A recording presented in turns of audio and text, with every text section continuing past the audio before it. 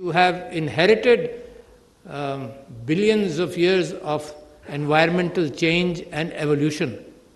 And the best the evolution could do was produce these human beings whose DNA is full of love, hope, hatred, and paranoia. Remarkable. You see, this is the best the evolution could do. We are full, when time comes for hatred and to make judgments, our eyes are clouded with that phobia and that bias. I am surprised, therefore I am surprised.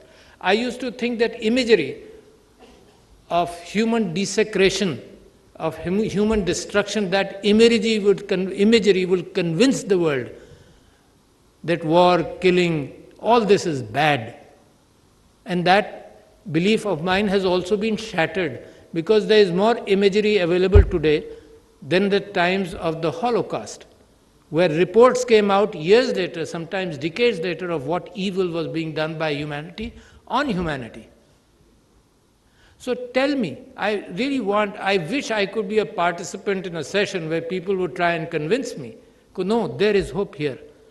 I was talking about the killings, and I didn't know that you were going to initiate the issue in looking at sustainable development, but you cannot have sustainable development without having a human looking at the human footprint, looking at human decision making for sustainable development.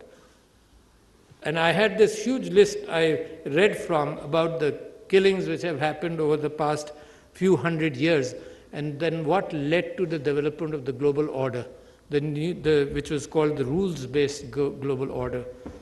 So let me just go through those few steps rather than a lot of deep detail. There was, in the European world, there was a 30 years war, there was a 100 years war, there was a 70 years war, and at probably the culmination of the 70 years war in 1648, that the Westphalian thought and Westphalian treaties, two of them, came up, and which said two specific things. One was that nation states, the fact that violence can be done only by the state, the fact that arms can be held within the state only by the state, that was one determination, and boundaries were constructed of nation states. And sometimes this concept was taken outside the world, and we were so preoccupied by boundaries that you see very geometric boundaries in the north of Africa, where a ruler was placed somewhere and a straight line was drawn here, a straight line was drawn here, a straight line was drawn here. So the boundaries and nation states came into existence in the thoughts came up in 1648. And Henry Kissinger has made a very interesting statement. He has said that all the results of the Westphalian order and subsequent progress in that area was done without consultation outside of Europe, except probably North America. And I still believe that. So now this rules-based world order looked at the devastation of humanity against humanity itself. And when few years ago, I was speaking to one of the forums in Islamabad on the killings which have happened in human history, and somebody pointed it out that I must read Steven Pinker. His book, I forget, it's a very complicated title, that the Angels of Human Nature.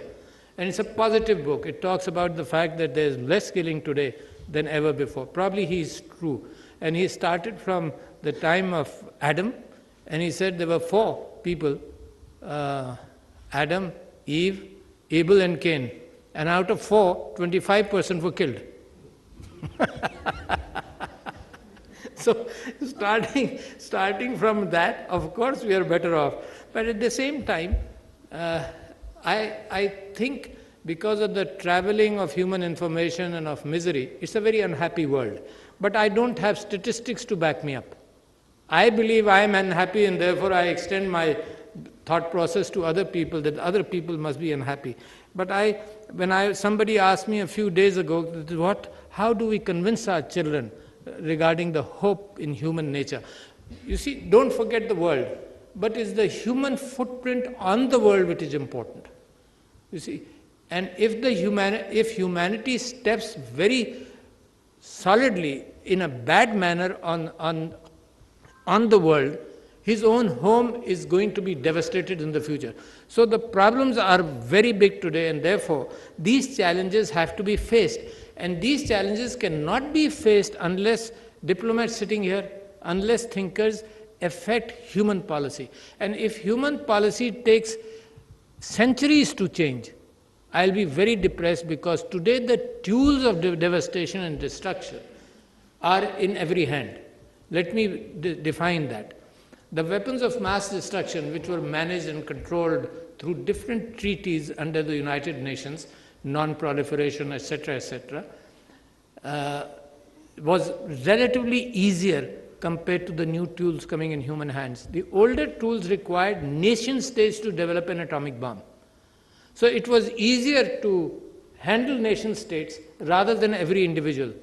The new tools of destruction can come into human hands in a very democratic manner, or democratic in the sense that it is spread. The tools of artificial intelligence can be very devastating. And it is the slowness of human recognition for that. The first book I read was in 2013 or 14, when Nick Bostrom wrote on superintelligence. But I am glad in this year nations have gotten together to look at artificial intelligence, to look at the dangers of AI. Even the nuclear development which happened passed through very dangerous 15 or 20 possible accidents. And we are alive today, most of us, probably because of the fact that those accidents did not happen. And if you need the history, you will find those 15 or 20 incidents in history. Any accident could have led into further use of nuclear weapons. Moving from that, I recognize the fact that mankind has been interested in looking at the footprint of environment. And I would bring you back, what inspires me sometimes is the love which is around also in humanity. And what inspires me is Rumi in this regard, that without love and without the anchor of love in human life, life will not go in the direction where there will be peace. And therefore he starts from within himself. He says, you must recognize yourself. There must be love within your heart. Open up your heart and see where you have hatred and try and manage that. Then he says, then you look for love in your family, in your immediate family. And then he says, look for love and push love in your neighborhood. Then he says, in your nationhood, push for love. That's the fourth step he states and he takes. And then he says, look for love in humanity. He goes beyond that. He goes beyond identity of nationhood or identity of religion, and he goes beyond that and he talks about humankind. But then he makes the sixth step, which is very important. And Rumi, a few hundred years ago, imagine he makes the sixth step. He says, look for love and love every creation of nature or of Allah subhanahu wa ta'ala. Every creation, whether it's the clouds, whether it is the stones, whether it is water. And that is the first time I read really in that manner, that humankind must be looking for a comprehensive love situation. Then he says, love your God, love your Prophet, and then love your God. You can't start from up down. You have to start bottom up. You start loving within. And it is very important that all the prophets of the Abrahamic tradition and other religions around the world have looked for peace, have looked for prosperity in humanity through peace. Whether it's Jesus trying to feed the people, trying to offer the other cheek, but at the same time didn't have too much effect. Why? Now that is where I come up with why. It should have had it. Where you have prophets unable to change mankind, so what is happening? So how can we, with all that following, none of you can ever think of any following, even 1% of that. So what is happening with all that following of Islam and Quran? And the Quran says if you kill one man, you have killed humanity, and if you save the life of one man, you have saved humanity. It doesn't talk about Muslims or Christians, it talks about human beings. With all that message around, humankind ignores that. Now, let me come back to what.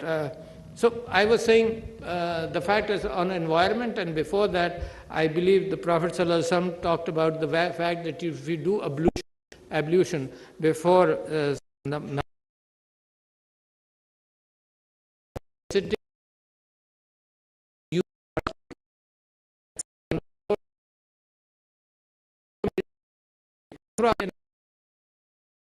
Carl Gustav Jung, and I just